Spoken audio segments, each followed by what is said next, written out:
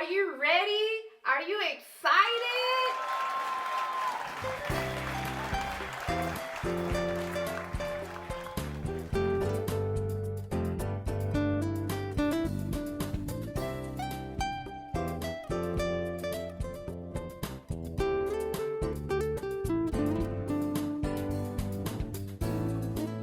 And remember, it doesn't matter where you go or where you will be. Just don't forget to bring your tea. And that's total empowerment and anointing.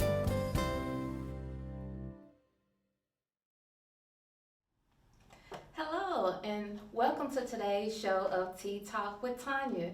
As usual, I am so excited and so happy to have yet another phenomenal guest with us on today that I am so happy and excited to share with you all on today.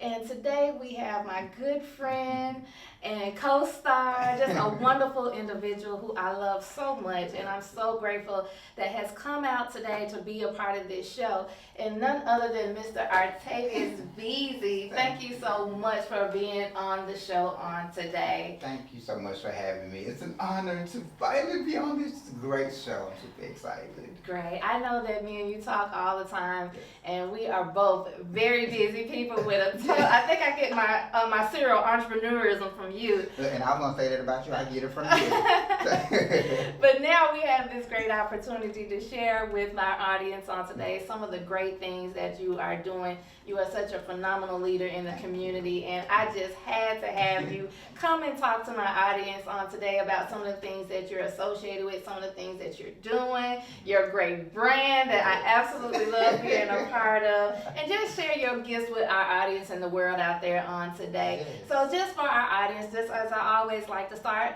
just tell our audience just a little bit about yourself. All right. Well, hello, everyone. My name is Artavius Veasey, born and raised in Memphis, Tennessee, and I am, oh my God, so many things. I am an artist, I am an entrepreneur, writer, actor, the list goes on and on. But my main purpose is to really be the person I wish I had growing up for somebody else, and to share my story and everything that I go through to be a blessing and a person to uplift somebody when they're going through certain situations that I've experienced. Awesome. See, I know that you have done and are doing a lot of things, and I didn't want to mess it up trying to list it all, because we probably would have still been talking till tomorrow trying to list all the great things that you do. But what I love most about you so much in the work that you do is because, just like you said, I've watched you for a while now, and even with our connection, another divine connection. My audience knows I talk about that all the time. Just a wonderful situation with the 901 Union is where we first met, and just from day one, your spirit is just amazing, and I thank you for just being you. And you give so much joy and so much energy to so many people, and I know it comes from somewhere. So just talk about that. Were you just naturally born, just a bubbly person, just full of energy and spirit?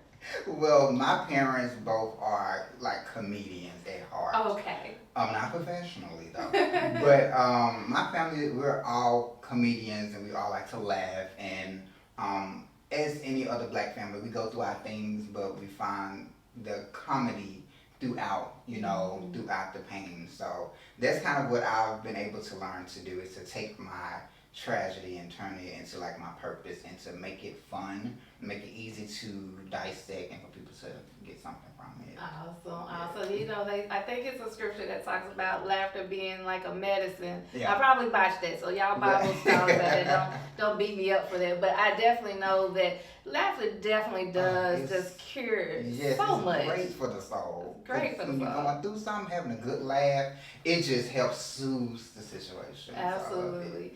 And today I know that we're going to talk a little bit about your journey and some struggles that you've had, and you know, I just love it. And I know that you're going to give it to the people on today, so I'm just going to sit back and let you talk about that for just a minute, because you talked about, you know, some tragedies that you had to use your laughter to kind of help you through that. So let's let our audience know what that journey was, and then we'll get into some other stuff on today. Right. So for a lot of people who may not know, I'm a kidney transplant recipient. This year, in a couple months, it'll be my 17th year anniversary post kidney transplant. Wow, 17 So, years. right. Awesome. So That's I'm amazing. super excited and blessed to be at this milestone. But I want to take you guys back. It all started at birth, honestly. Okay. I was prematurely birthed at 24 weeks, Okay. and I was diagnosed with kidney disease at the age of 3. Oh. And it was hereditary from my mom. So my mom is also a kidney transplant recipient as well. Okay. And through that time, going through early childhood, it was a struggle because being premature, you're always in a hospital. Yeah. And then being diagnosed at 3, I was constantly going back and forth to the hospital to make sure everything was good, and they monitor the progress of the disease. Okay. So during that process, the doctors told my mom that we'll just monitor him, everything seems to be fine. Mm-hmm. And I got all the way up to 13, a couple months before I turned 14, and my kidneys shut down. Oh, wow. Yeah, so they called me one evening, called my mom, and I remember just like it was yesterday, because it was like we was coming home. I was getting ready to graduate from 8th grade. Mm-hmm. And That's a big time. I know. So I'm like, graduation in a couple weeks, we finna do it. Right. And so getting ready for high school, I was just so excited about high school, finally. And we get the call, and I can tell it was somebody serious. Because when you're talking to certain people, their professional voice kicking. Oh, yeah, this is right. This is Yeah. Yeah. So I was like, hold up, who's she talking to? And during all of that time, she notified me after the conversation with my doctor that my kidneys had failed and I need to go on dialysis now. Wow. So I had to go through the whole process of dialysis, and it was a struggle because as a teenager, as we know, teenagers, we already have a lot of stuff going on, trying to figure out the body hormones and all type of stuff is going on. Sure. And we're trying to adjust to this life. And getting ready for high school, trying to figure out where I fit in and everything, it was a struggle going through that and dealing with dialysis because a lot of people, especially teenagers, won't understand what kidney disease is. Mm-hmm. They will only get the disease part, and won't get past that part of it. Yeah. So I literally had to hide that from my friends because I didn't want to be shunned out or they not be my friend because it was just like a group of 3 of us. Mm-hmm. And I didn't want to mess that up. So dialysis was very traumatic for me. Oh, wow. And it was very life-changing. It shifted the trajectory of my life because now I had to understand that some people die on here. Yeah. And we don't know who that may be or when that time may come. And going through that, it taught me how to really appreciate life. Yeah. And how to really appreciate each day and to really plan your life. Because one of the things that I'm very blessed to get from God is the gift to plan your life. Because a lot of times when I talk to patients who are on dialysis, they are so stressed out about their life being booked around dialysis. Like you can't have no life on dialysis. Right. And that's false. I believe you go to dialysis 3 days a week, Monday, Wednesday, Friday, 2.5 or 3 hours. And is that typical for most dialysis patients? Mm-hmm. Okay. Yes, 3 days a week. Sometimes it's 4 days for some patients. Okay. It's rough, but like I said, if you can plan your life around it, like you go to dialysis 3 days a week. Last time I checked, it was 7. So what are you doing with those other 4 days? Right. So you have to really sit down and figure out, okay, what is it that I want to do? What has God put me here for? What is my purpose? Even though it comes early for some people and later for some, the thing is try to figure out what you want to do with your life. And the easiest way I help assist people with figuring that out is look at your life and the things that you went through. A lot of times our purpose is within the struggles that we go through. Right, yes. And for me, going through all of the dialysis, I was on dialysis for 18 months. Okay. Luckily, because I know some people be on for years. Right. So I was one of the blessed ones to do that. But during that process, the thing that I take away from dialysis is I made a bet with God. You made a bet with God. Right. You gambling with the Lord. That's what I'm saying. So I made a bet. I said, okay. Lord, look. And how at that time I was talking to him like one of my homeboys. I was like, Lord, look, player. Yeah. This is where I'm at. But look, if you can get me through this, I promise I do everything in my power to help somebody else. Mm-hmm. And not even 3 months of that prayer, I got my transplant. Wow. And it was amazing. But I would say I was being disobedient, and I didn't go through with my promise or the bet that I made with God. So God have a sense of humor. Yeah. And he will remind you of the things that you promised him. Mm-hmm. He'll be like, okay, so you said if I get you through this, you will help my people. Right. Okay, well, I got you through that, so what you doing? I'm like, well, I got to get through school. I'm in high school. I'm trying to fit in. But you said you was going to help my people. So God blessed me with the sense of being dehydrated. That sent me back to the hospital. So when he wants to get your attention, he would get it one way or another. Oh, yes, he will. So I went in the hospital, and during that time, I kept seeing these conversations, or these, not conversations, the commercials about support groups. Mm-hmm. And literally, once I got discharged from the hospital, at the end of my bed, it was a poster. There was a kidney support group that was happening in a couple weeks, and I was like, okay, God. And he was giving you little clues. He was giving you those little whispers. Right. Talk about God and whispers. He always has a way. Yeah, so I'm big on details and looking at the little things, because he will, like you said, give you those little whispers of what direction you want to go. Absolutely. And sometimes in life we get so beat up on things and so hard on ourselves about certain things, and not really pay attention to the lessons that he's trying to teach us. Yeah. When you go through certain things, pay attention to the lessons. If you find yourself going through certain things more than once, you haven't learned it. You haven't learned the lesson. Right. You failed, and you got to take the test over He's going to again. keep you in that loop until you figure it out. Right. And once you get it, he'll bless you to the next level.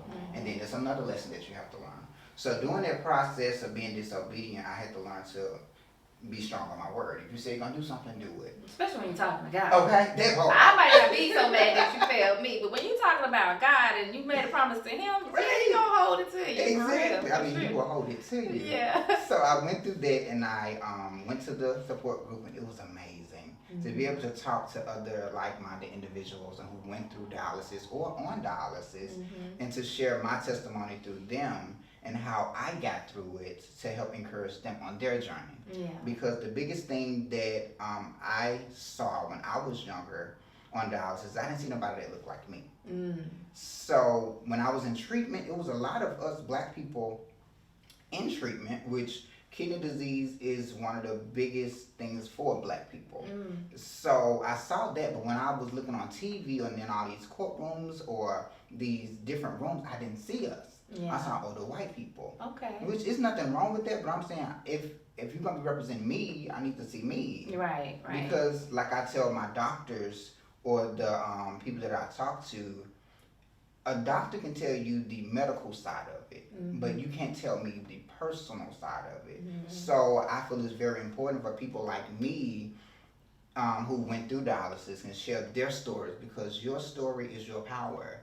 And nobody can't take that from you. However you experience your life, that's your story.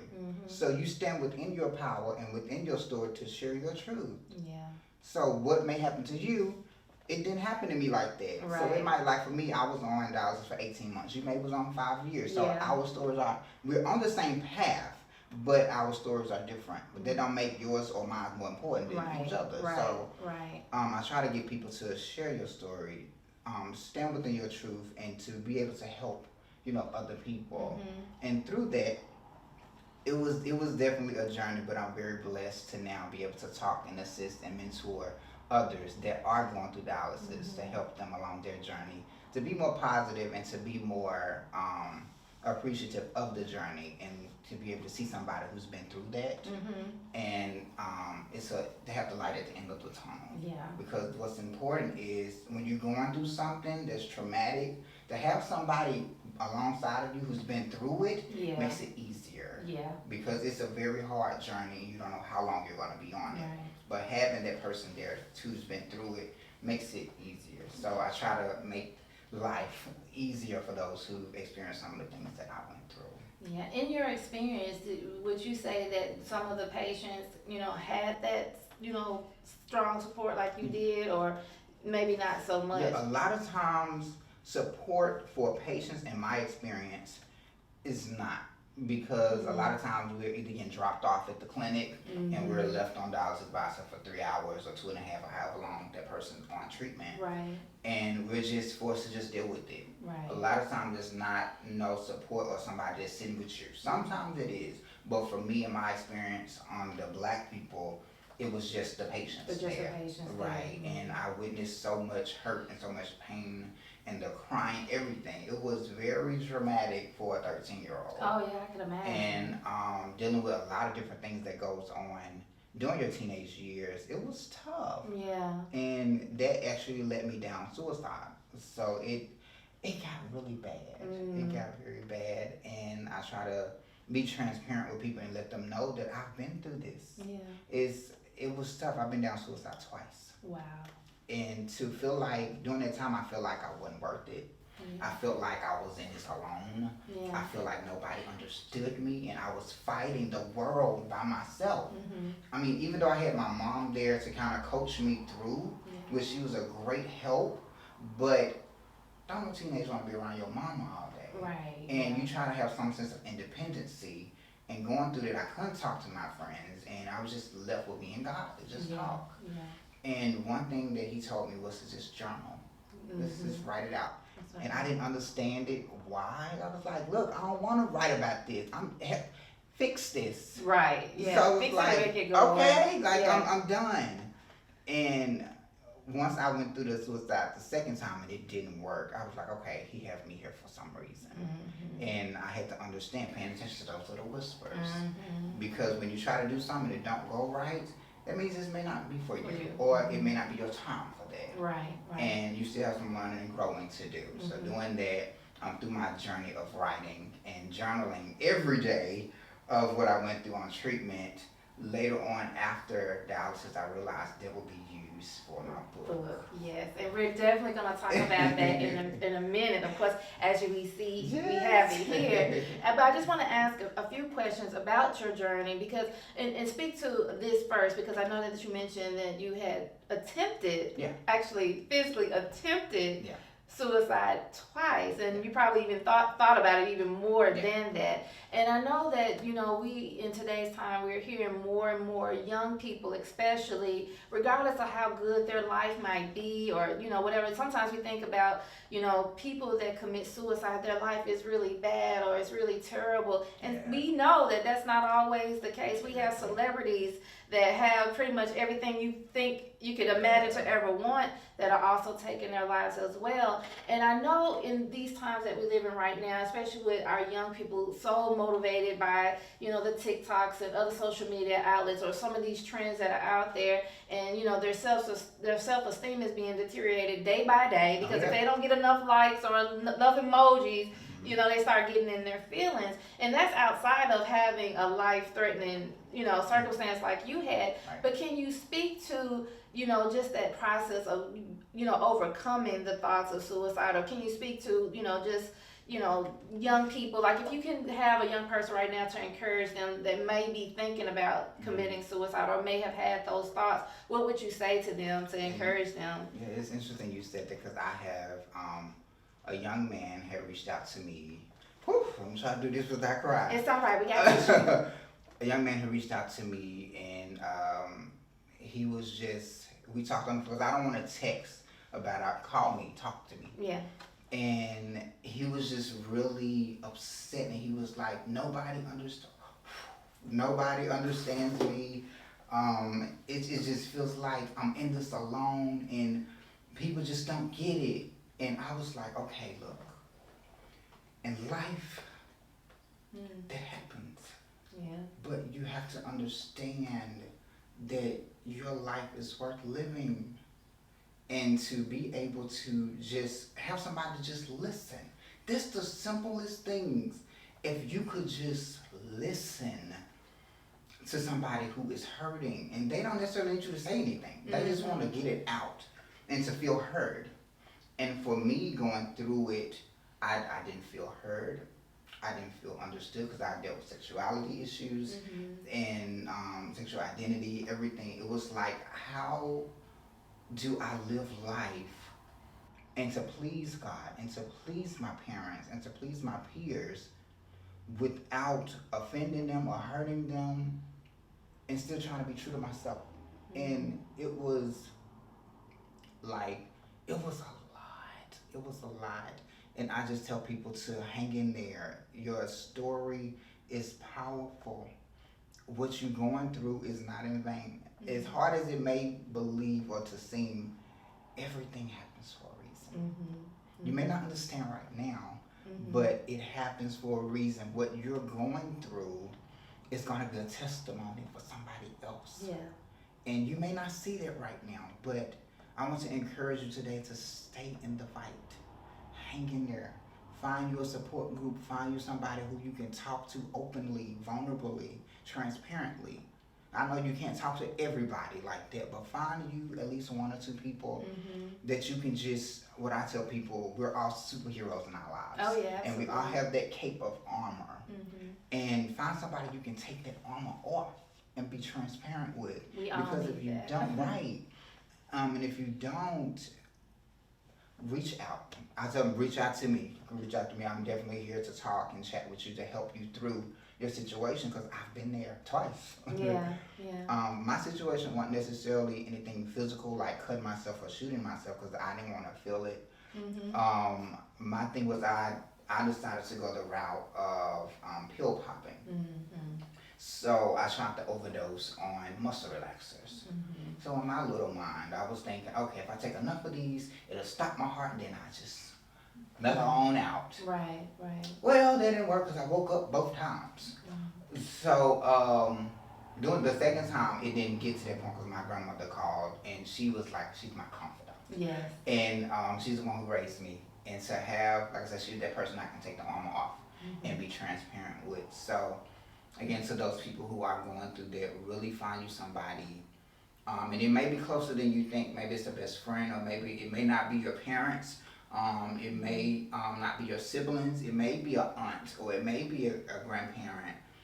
Find somebody that you can trust to be open with and to share what you're going through. Because a lot of times they just want to be heard. And that's basically, how I deal with that and how I handle people who call me about it. To just listen. Yeah, And that's so important. Yeah. That is, I was thinking as you were saying that, just because I know that is very important. And I was thinking about a play that I just recently saw by Natasha Clay Hill. Shout out to you. And the name of her play was, When Nobody's Listening.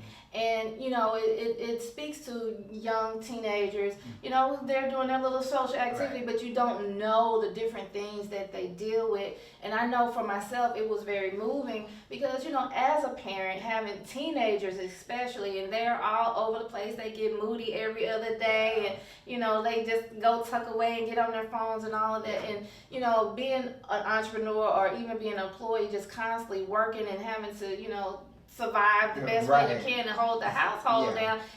Sometimes the kids can sometimes be an afterthought because you're trying so hard to make sure that you're doing everything that you can to take care of them, like financially, and make sure the house is right, make sure the lights on, make sure the food inside. We get so wound up in that we forget to hear their voices. And in watching her play, kind of brought it back home for me. And even what you're saying, it's like, I have these teenagers, and many adults may have kids, and it's like it's so easy to forget that they are people that have a voice. They need to be heard. We need to be sensitive to the things that they say and they do, because a lot of times in teenager years, of course, we're all trying to figure out ourselves, whatever we're going to do with life, and everything that you mentioned is so true, and we've all been through it. Even in my teenage years, went through all of that. Contemplated suicide a couple times myself as well. But it's just like, I always said to my kids, if I could have just had somebody to talk to when I was younger, maybe I wouldn't have made some of the poor choices in life that I made. And I told God, again, making that promise, and he's probably slapping my hand because I'm not perfect, but I'm still working at it. I always said that, God, if you bless me with children, I want to be able to give them what I didn't have. I want to be able to hear their voices, even when I'm going through. You know what I'm saying? Because sometimes that's the other element. Sometimes kids feel like, my mom or my dad, if they're not listening, they don't care, or they don't understand. It's really not that. It's not not any of that in most cases. It's just, again, they get so caught up in trying to provide that the kids and their needs from an emotional standpoint can sometimes get put on the back burner. And I always told myself that I wanted to be able to listen to them. I wanted to be that parent that will give them an opportunity to be transparent, be blunt, you know, within godly reason. Because, you know, these kids are trained now, you know what I'm saying? But, you got, you know, but just set a good foundation to where they can be heard. Because just like you mentioned, you know, a lot of times when kids don't feel like they can be heard, they start looking for other vices to cope. Yep. And that leads them down a destructive path, as we know. Yeah. So I'm appreciative that you brought that up because that's so true. Yeah, and I want to add something to that. I actually talk with parents who come to me when their child has, you know, been through suicide and everything. And one of the things I tell parents, pay attention to your children. Give them a safe space to speak. And I know you have some ranges with that. Look, don't come at me crazy, but give them the opportunity to just take the arm off. What are you feeling? How does that make you feel? How can I help you? Give them the opportunity to give you advice on how you as the parent can be more beneficial towards them. And what I mean by that is, how can I help you as your parent? Or how can you help me as, you know, as a child? Whether that's, you know, after you come home from work and after we eat, we just sit and talk about our day or what I went through. Because I know for us, speaking for me and the Black community, we don't have that dialogue, especially for us, for our young men. And it's so much pressure on us, and I definitely went through that too. You ain't supposed to be crying, you a boy. Get up and, you know, all of that. But we have feelings as well. And the thing is, one, when you have children, I can't stress this enough. Don't be so harsh to your child when you comparing them to other people. How come you ain't acting like Johnny? Johnny got his grades right. Johnny doing this. Why you ain't doing that? Don't do that because that damages the child. And as they get older, they will remember that from you. And then you don't even know it, but you're slowly pushing yourself away from your child. And a lot of parents, especially in our community as African Americans, we always pushing stuff down their throat, always pushing them into things and being so harsh and comparing. And that is the root of all evil. Don't ever live your life comparing yourself to somebody else, because just how somebody else got it, you can too. But your path may be different. But as a parent, it's very important to be careful with the words you say to your children, because we remember. You may not, but we do. And it's been a lot of times where I've talked with my mom, and we've had some situations where we got into it and everything, and I will tell her about some of the things she said to me, and she won't remember. And I'll be like, well, I remember vividly. And especially those harsh words, and you getting a whooping or whatever it is. Be mindful of what you say to your children, because we remember. Just think about, just think about when it comes to certain things like that, think about, would you say some of those things to a person you care about? And I will hope your child is somebody you care about, but be mindful of how you say certain things. And it's certain, you can say anything a nice way, but for us as Black people, we just come for the gutter.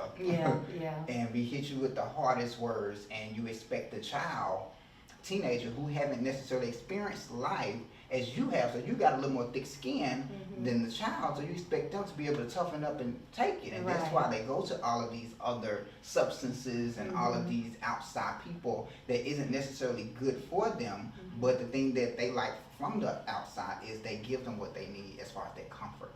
They feel safe, they feel heard, they feel comfortable, they don't feel judged. And when we get around our parents, we feel so agitated to say something, nervous because we don't want to tick you off, because you ain't gonna listen, because now you're gonna be talking at me, and it's like, I'm not gonna get nowhere with you. So be mindful of that, parent. difference. Yeah, be mindful of that for sure. I want to just go back to something real quickly, and then I want to jump into talking about your book, because it's an amazing book. You're a great author, by the way. I must say, that book was, I laughed. I really, I had so many emotions going through your book, but we're going to talk about that for just a moment. But I know, going back to the whole dialysis process, and again, you mentioned, it was challenging. Yeah. Aside from your relationship with God, and journaling, of course, what else helped you through that time? What helped you to cope through it during those times? So I was raised in the church. So gospel music was always that for me. Mm-hmm. Kirk Franklin held it down. Hey. Woo, he held it down. Yeah, definitely gospel music, and talking with my grandma. Yeah, because she gave me that wisdom and was able to break it down for me to make sense for my 13 or 14-year-old mind. Okay. Even some things you said, everything happens for a reason. I got mad at that because I was like, what you mean? Mm-hmm. Break that down for me. So I'm going through this for a reason. Like, am I being punished? Like, what did I do? Right. Like, you don't know why. We don't know why we go through certain things, but when enough time passed and you're able to look back on it, you will see why. Mm-hmm. And yeah, so stuff like that, like music and conversations with my grandmother, helped me through that. Awesome, Yeah. awesome. But we're going to take a quick break for a moment, and when we come back, we're going to definitely talk about your wonderful book, as well as your great publication and what you're doing in the entrepreneur world. So stay tuned. We'll be right back after this short break. Thank you for watching our show. I hope that you're enjoying yourself. If you are a business owner, entrepreneur, spiritual leader, or organizational leader, and you're looking to be a guest on our show, please visit our website at www.ttalkwithtanya.com. And we're back with this phenomenal leader here in the community, Mr. Artavius Veasey. Again, I'm so grateful that you came to share with us on today and just telling us about your journey through, your kidney disease. And just want to jump right back into it. As I mentioned, you have this phenomenal book. And let's talk about this for a minute. Y'all need to get this. This is an amazing piece of work. And it's not just for anybody going through illness. This is just a good read. So let's talk about this for a minute. It's called Becoming a Living Testimony. And let's talk about that. What inspired you to write this piece of work here? Yes, so as I was saying before we went to break, God had told me through that situation was just write it down, just journal. Mm-hmm. And the book didn't come out until my 15-year anniversary, because I wanted to make sure that I knew what I was talking about, and I had enough education to tell somebody else about my journey. So during that process, I wanted to not only write the book for people that are on dialysis, but the caregivers or the parents, and for those who haven't experienced kidney disease, to get a up close and personal experience of what it's like for a teenager to go through dialysis. And when I was writing, I'm more so of a visual writer. Yeah. So when you read it, I want you to be able to picture everything. Yes. When I was reading through the book, I was like, if I didn't know you, it's like, I know you now. It's like every piece of your personality is there, and it's so fun. It's like I went through every emotion possible. I laughed, I chuckled, I cried. I was like, oh, I just want to hug him. I went through so many emotions. Definitely a good way. And just like you said, it's not even so much about just the kidney disease facet. You could put that and relate it to anything, and that's what I like most about your book. Yeah, it was like I wanted to take people on the journey before I was diagnosed, like what was early childhood like for me, going through dialysis and after dialysis, because it's very important to tell your story while you're on dialysis and life after dialysis, to give those people who are on dialysis hope on what it somewhat may look like for them. Yeah. And I wanted to also share my accomplishments and everything that I went through to give that different perspective and to bust that myth of dialysis is your life, like this all you do. And I refuse to be one of those people who just went through dialysis and I did nothing. Like everyone have a dream. Everyone have a vision on what they want to do with their life, and we just so happen to have to go through dialysis. But life don't stop with dialysis, and even for those who don't get an organ or a transplant, that's fine. Plan your life. You go to dialysis 3 days a week. It's 4 days in a week. What you doing those other 4 days? Right. So do something towards that goal or towards that dream that makes you feel good. And for me, I just wanted to share that and to share the comical stuff and you know my personality. Yeah, I would go there. Yeah. But it's like it's good for the soul to laugh. Yes, and indeed. the only way to talk about hard stuff is to make you laugh. Right. It's so to be relatable and to help people through their journey. And I just want to encourage people through it, because I think the subtitle was my journey through kidney disease and how it blessed my life. A lot of people don't look at kidney disease as a blessing. Right. And I did at first. Right. I did at first. Yeah. But once I went through it, I had to understand I was blessed with kidney disease. Because if I wasn't blessed with it, I wouldn't be where I am today. Absolutely. And I wouldn't be the person I am today to share the story, to encourage others to know that I know what it's like to be there. One of the most important things is to have somebody you can relate to. And especially being a young black man and to be able to speak to younger people, that's important to me, and to give them that outlet outside of the other things that society gives them, to really be able to have a resource and to be able to look forward to something. Like, okay, so he's been through that. He's been through the pain, the hurt, all of the stuff when the line blew out and have to go through all the different medical stuff. He made it. He made it through all of that, and he's living his life. Yeah. And to see that, it just gives you energy, excited about And you living. live a good, I would be like you when I grow up. You live a fabulous life. So let's switch gears and talk about that part. Ooh, where do we start? That part. And you talk about your journey, and it's been a wonderful journey. And again, 17 years. That's an amazing ride. And God has truly blessed you with so much more since then. So let's talk about some of the things. Aside from this wonderful book that you have created, you have also done some other works, and you're working with some other organizations, keeping your promise to God, right? So that promise. So just talk about that blessing and how God has really blessed your life, since your dialysis and since your transplant. Yes. So one of the biggest things that I'm forever grateful for is my job. Yeah. My 9 to 5, my day job. Most people don't like their day job, but I know. You love yours. Oh, and that's the whole thing of following within your purpose, figuring out what it is that you are sent here for, and trying to keep in mind of that promise that I made. You get me through this, I do everything in my power. Yeah, be clear. Everything in my power.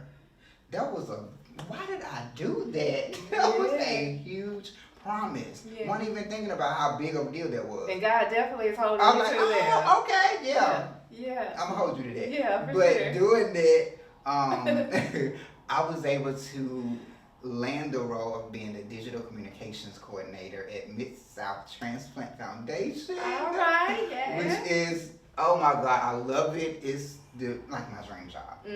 And I was volunteering with them for 5 years before I got into as an employee. Because it's like I love their work. So basically, Mid-South Transplant is an organ procurement organization, and what we do is basically connect patients who need a life-saving organ transplant or organ or tissue transplant, and to connect them with donors or donor families. That's amazing. Yes, so it's amazing what we do. So continuing my journey of, like I said, for my motto in life is to be the person I wish I had growing up for somebody else. I get to do that through my day job. Wow. And to contribute to those who are on dialysis, or to whether I'm going to talk with the families who are struggling to donate their loved ones' organs who may have passed on, just to have somebody to relate to. And that's definitely a hard decision when your loved one had passed and the last thing you want to do is give something else up. Right. So I can definitely understand, but when I'm there to help talk them through the process, or how much of a blessing giving their organs to help somebody else get their second chance at life is amazing. And you not only extend the other person's life, your loved one legacy continues through them, and because of that gift that your loved one gave, somebody else is now living, and living healthy in the honor of them.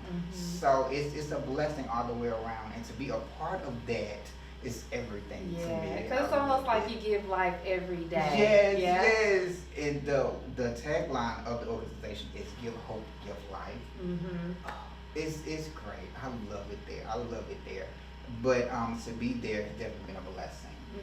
It has opened up opportunities for me to go and speak. I go to different hospitals and I speak and encourage their staff, or I'm talking to families to help them through the process, or to have somebody that they can relate to, and who's also Black.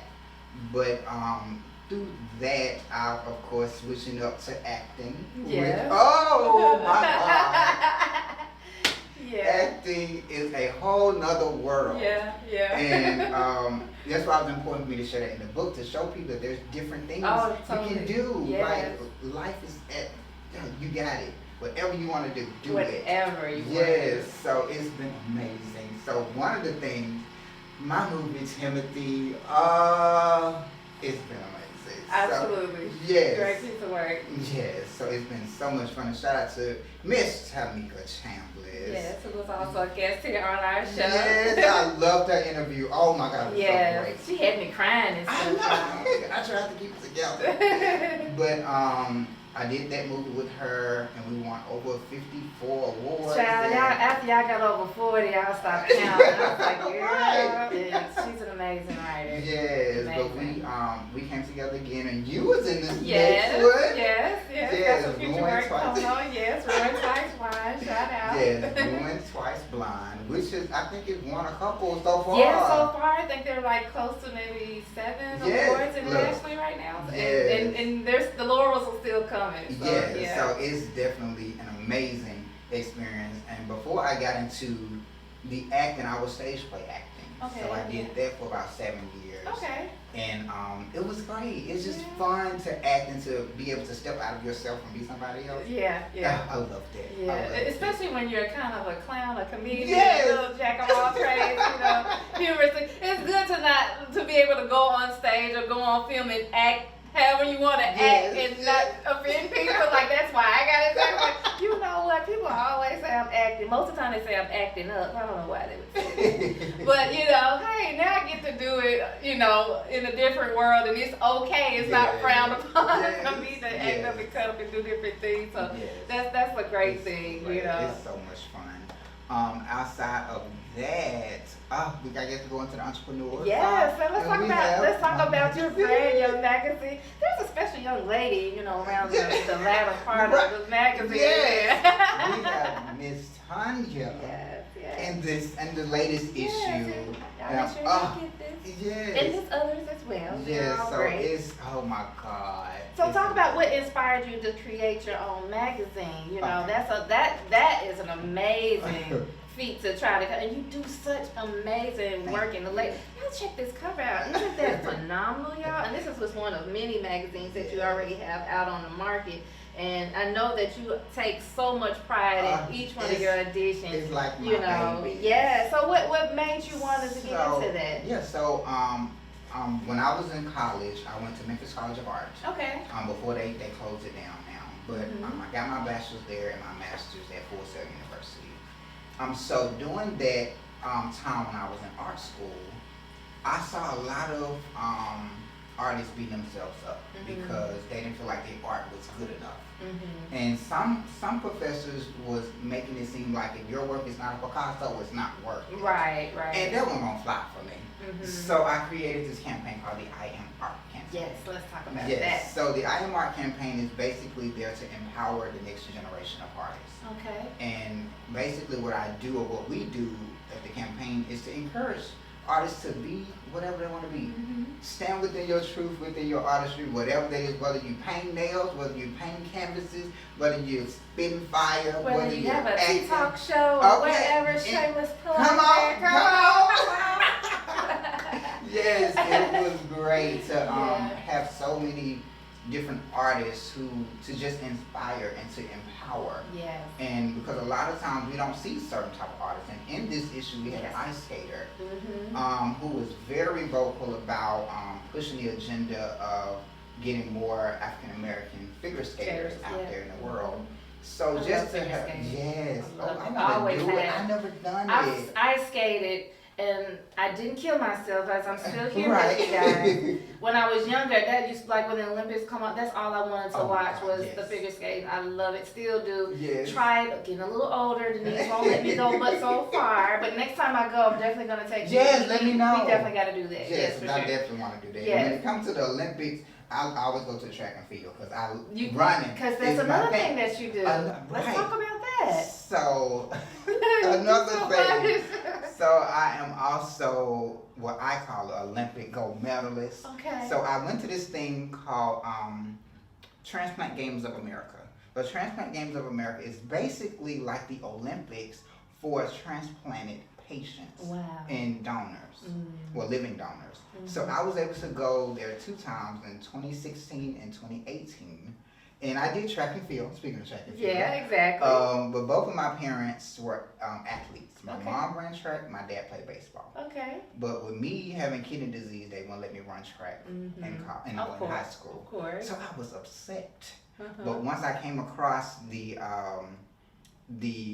thing with the Olympics, I was like, oh, this is my chance. So I went and it was amazing. It was so amazing.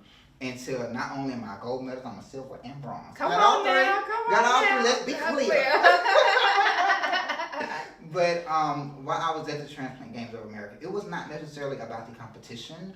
It was more so about the awareness that organ and tissue donation. Right. And to share the stories of those donors who have passed on, they're donating their organs to give other people a second chance and to educate the public on organ and tissue transplantation and how important it is in our, in our region. Yes, So yes. it was definitely great, a wonderful opportunity, and I'm super excited to say I'm a gold medalist. Yes, you're a 'Cause gold they medalist. messed up when I tell certain people, look, I can be very humble, but when you give me certain things, like how do you expect, like imagine you being a gold medalist. Everybody can't say that. Right. I can't say that. I skated, but I fell a couple times and busted my knees really bad. So I didn't get no medal for that. Right. They didn't give it to me. I don't have those accolades yet, though. So We can work on it. Okay, But you alright, got so- something that is doing it. yeah. Yes, so Yeah. it's like having that is definitely another blessing to be able to share also in the book and to tell people on how you can live your life whatever way you want to. And to go back to the magazine, doing that was important to me because again, going back to their promise, do everything I can in my power to help other people. So in this case, not only was I helping dialysis patients and families, I go to helping artists and to help them believing in themselves and believing in their craft and to make sure that they know their craft is worth it. One thing that makes the art community what it is our diversity. Right. everybody Art was is doing the so same- much. I love the shirt that I have. That Yes, I am. That's yes. like what I have so many shirts. I love my t-shirts now, especially since I've retired from corporate world. I Yes. can wear t-shirts more often now. But I absolutely love my I am art shirt because again, what it says on it, it's like most time when people think of art, they're thinking of just a painting. But again, it just speaks that art is so much more than that. Everything you see today around you, an artist had to create. Whether it was the flowers, the desks, the chairs, the My beautiful outfits. mugs that I love. Right, Thank come you. on. Right, My so an blanket artist mugs. had to create that. Yeah. And to just give recognition to the different genres of art was important to me, to show people that your art is worth it. And it's just amazing at how good that people are taking it in, and it's so much fun. I love it. I get to design everything. A lot of people fall out when they say I do it all by myself. I know. That's why it's like you're a miracle worker. You don't sleep. You do so much. Right. It's the entrepreneur Yeah. that until you get your team, you got to do everything yourself. That's It true. might take a good minute, but when it comes out, I'll be so happy. Oh my God! Check this out, you guys. This is an amazing So, it's magazine a here, lot of and he's fun. done all of this. I mean, we've got some great locals here, and just some great features. Again, yours truly, there as Artist well. Feature But magazine. yes, So it's definitely It's a quarterly international magazine. A lot of people think it's Say a that, Memphis magazine. say that again for the It's people. a quarterly international Okay. magazine. So I can get it anywhere in the world. Anywhere. So when I'm in Dubai later on this year, Come on. I can go pick it up over there too. Order it, girl. Order online. Thank you. Just But wanted to it's say- definitely a blessing Yes. to be able to not only share my love for empowering and inspiring people, Yes. but to share other empowering stories as well. Because Yes. us as entrepreneurs, we can't tell all the stories. So we Right. bring other people on like you did me to share their greatness and to share their stories and hopefully encourage someone else who maybe wants to get into that type of field. Yeah. Because one of the things that separates this magazine from any other is when it comes to other art magazines, they always just show the art, but they never show the artist behind the work. And what's important to me, like, your art is important, I give you that, but the artist behind the work is more important. Right. What was that artist's journey like to do get it. them to do Right. what they do, Right. and what encouraged them, and what is something that they learned along their journey to give those golden nuggets to the next generation who wants to get into that field. So to kind of help not only the artists share their testimony or their stories, but also giving back and helping the next generation who wants to get into that, get that heads up, as you say, Right. to know what to look forward to.